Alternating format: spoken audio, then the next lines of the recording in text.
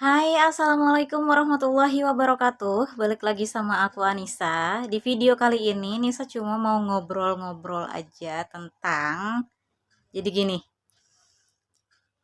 ketika kamu sakit, kamu bisa mengurangi, bahkan bisa menyembuhkan jika kamu mengurangi faktor pencetusnya. Jadi intinya kita harus tahu dulu penyebabnya itu apa, dan kalau misalnya bisa dihindari, ya hindari penyebabnya.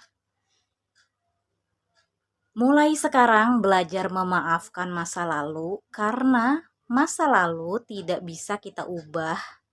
Yang bisa dilakukan hanya menata masa depan, ikhlaskan yang di belakang, dan cobalah untuk berbahagia agar bisa menyiapkan yang positif ke depannya. Terkadang ketika kita lagi ada masalah, kayaknya tuh kita yang paling tersiksa, dirugikan, menjadi korban. Intinya kita tuh paling, wah kita tuh lagi ada masalah nih, gitu istilahnya gitu. Tapi kalau misalnya kita lihat ke masalah orang lain, setiap orang itu punya masalah masing-masing. Bahkan mungkin di luar sana ada yang lebih berat lagi masalahnya dari kita. Jadi kuncinya adalah bersyukur. Dengan bersyukur, memicu ketenangan yang ada di dalam diri kita dan memberikan rasa aman terhadap diri kita.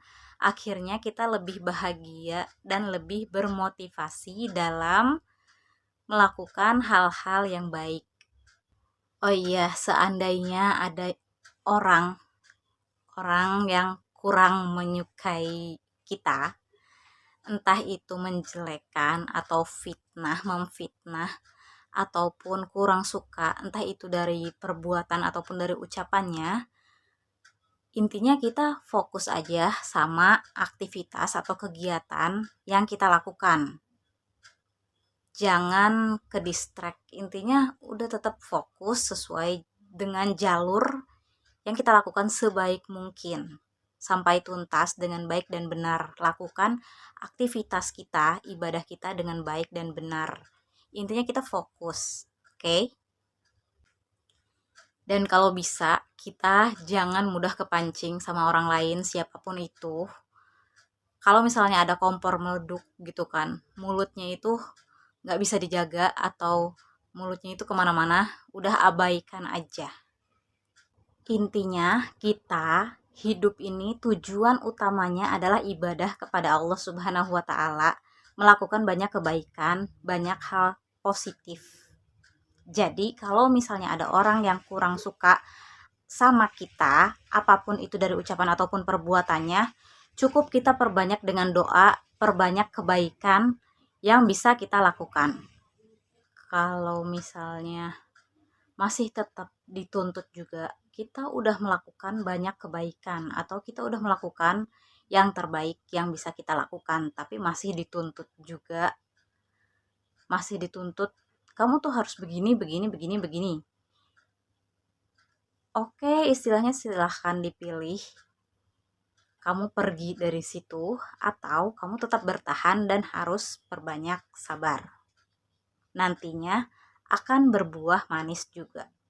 Memperbanyak kebaikan dan mengurangi kemungkaran, mencegah kemungkaran itu lebih baik. Kebaikan juga banyak macamnya, bisa dari banyak berdoa, banyak baca Al-Quran, banyak wirid, atau sholat malam, sholat duha, sholat sunnah, puasa, bersedekah, beramal, berbagi, ataupun kita intinya berbuat baik. Hal sekecil apapun itu, intinya itu kebaikan kan. Misalnya kita di jalan lihat ada kayak kayu gitu kan, ngerinya menghalangi atau mengganggu orang lain, tinggal dikepinggirin gitu kayunya. Itu kayak sepele tapi itu kebaikan juga kan. Jadi nggak harus yang wow banget, ya lebih bagus kalau yang wow kebaikannya, tapi hal kecil pun nggak apa-apa karena semuanya itu dimulai dari hal kecil. Intinya kamu nggak usah takut selama kamu banyak melakukan kebaikan. Kamu udah berusaha mencegah kemungkaran. Ada Allah, ada malaikat, ada Al-Quran.